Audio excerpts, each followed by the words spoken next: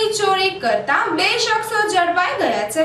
દિવસે દિવસે ભાવનગરમાં ચોરી લૂંટફાટની ઘટનાથી અસલામતીની લાગણી અનુભવાઈ રહી છે। નગરમાં આવી ચોરી કરનારા તત્વો સામે પોલીસ કાર્યવાહી દરમિયાન બે શખ્સો ઝડપાઈ ગયા છે। ભંગારની ચોરી કરનારા કુંભારવાડામાં રહેતા રાજેશ બાલાભાઈ મેર તથા રૂવાપરી વિસ્તારમાં રહેતા સાજિદ કરીમ શેખને ડી ડિવિઝન પોલીસે ઝડપી લીધા છે।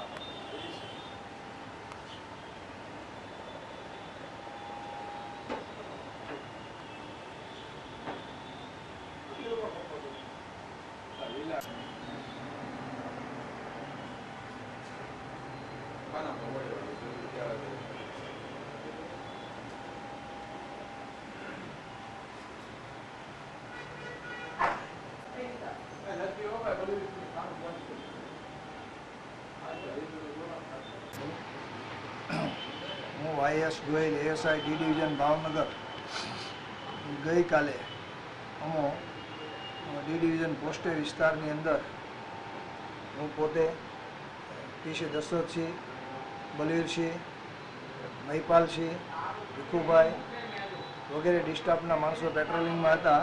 તે દરમિયાન ગઈકાલે સાંજના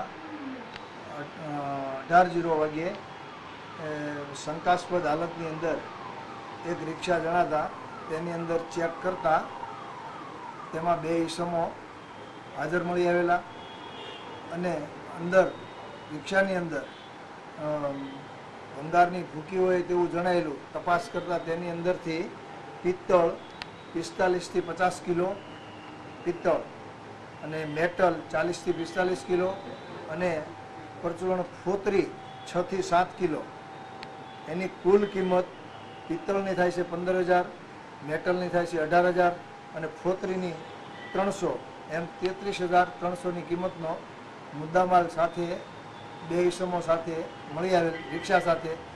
એમાં પૈકી 3 ઈસમો હતા, એમાં પૈકી એક ઈસમ ભાગી ગયેલ અને બે ઈસમ પકડાઈ ગયેલ। તેમાં તેનું નામ પૂછતા પોતાનું નામ રાજેશ ઉર્ફે અઠ્ઠો બાલાભાઈ બચુભાઈ મેર રે મોતી તળાવ રોડ રામાપીરના મંદિર પાસે મફતનગર વાળો। બીજું નામ પૂછતા સાજિદ ઉર્ફે તોલી કરીમભાઈ હુસેનભાઈ શેખ રે રૂવાપરી રોડ મોમીનવાડ સાંઢિયાવાડ કિસ્મત મંજિલની બાજુમાં વાળો હોવાનું જણાવે છે અને આ બંનેની કાયદેસર અટક કરેલ છે। એક રિક્ષા છે અને મુદ્દામાલ મળી આવેલ છે, જે ઇસમ વહી ગયેલ છે તેનું નામ પૂછતા અજય વિજયભાઈ પરમાર તે રહેશે આપણે ચાવડી ગેટ વડવા તલાવડીની અંદર રહેશે, વલવા તલાવડીની અંદર રહેશે અને હનુમાન મંદિરની સામેના ખાંચામાં.